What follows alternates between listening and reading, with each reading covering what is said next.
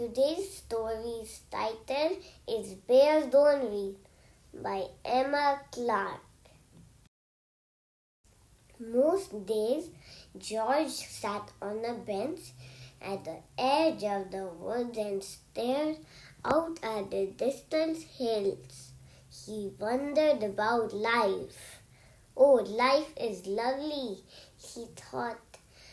Tra-la-la and all that. But is this it? He wondered. Is this all there is? His brothers and sisters never wondered about anything. They were perfectly happy chatting, fishing, doing the usual bear things, and telling the same old stories over and over again. But George was bored. He didn't want to do the usual bear things anymore. He wanted other things. But what? He wondered. Then one day, as George was strolling through the forest, he found a book lying beneath a tree. Somebody must have lost it. How interesting! Inside it were pictures of a bear just like him. On the other pages, there were lots and lots of words. Each one, even the tiny ones, is saying something. He thought, if only I knew what it was. And this bear is having an exciting life. Not like mine, George sighed.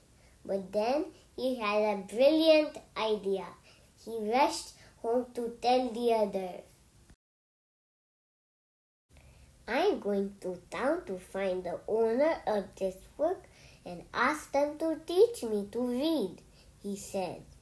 You don't want to go there, said his brother. They don't like bears in town. But I want to learn to read, said George. That's just silly, said his sister. Bears don't read. Why can't you be happy doing normal bear things? But George would not be put off. He waved goodbye and headed towards the long road into town with the book under his arm. George walked for a whole day and whole night, stopping to rest on a grassy hill under the sparkling sky. Before he slept, he opened the book again and gazed at the words. Already he felt that the world was a more interesting place. The next morning, George rose with the sun, and by midday he could see the town in distance. He smiled. It looked lovely. There must be so many people who know how to read here, he thought, and lots of new stories they can tell me. But when he arrived, everyone was running. Some were even screaming. Wait! Cried George. He showed the book to a woman rushing by.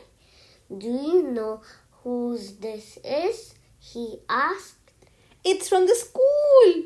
She shrieked and pointed to the red building. Bear! Somebody shouted. Call the police! How peculiar, thought George as he walked towards the school.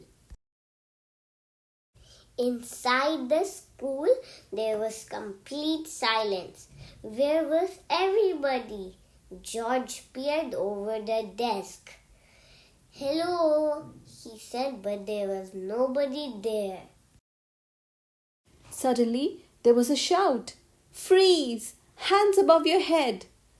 George was surrounded by policemen. What's the matter? He asked nervously. You are a gigantic, great grizzly bear, shouted the chief of police. That's the matter. They moved towards him, holding up their shields. I don't want any trouble, said the chief. George didn't want any trouble either. It wasn't his fault. He was a gigantic great grizzly bear.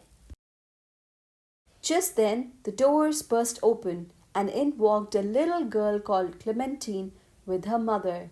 "Hey!" cried Clementine. "That's my book, and that's the bear in my book." "This is a dangerous animal," roared the chief. "Stand back." "He doesn't look dangerous to me," said Clementine. "No," said George. "I'm not that sort of bear at all. I was just hoping someone could teach me to read." "Silence!" roared the chief. But Clementine wasn't listening.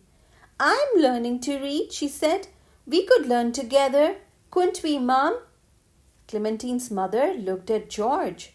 She could see he was a perfectly nice sort of bear. "I don't see why not," she said.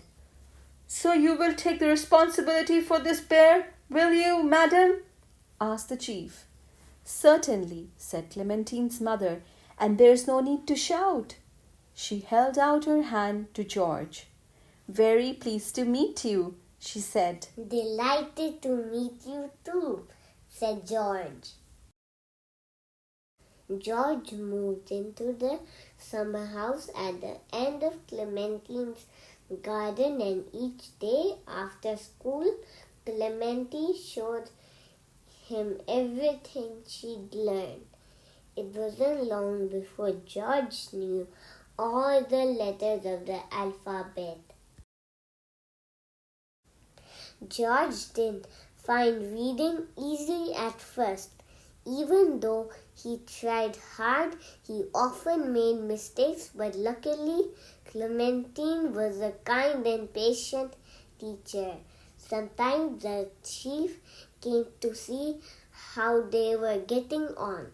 He brought a book of his favorite poetry to read aloud to George. Then, one day, Clementine said, "I bet you can read this whole book now, all by yourself." George opened it and began.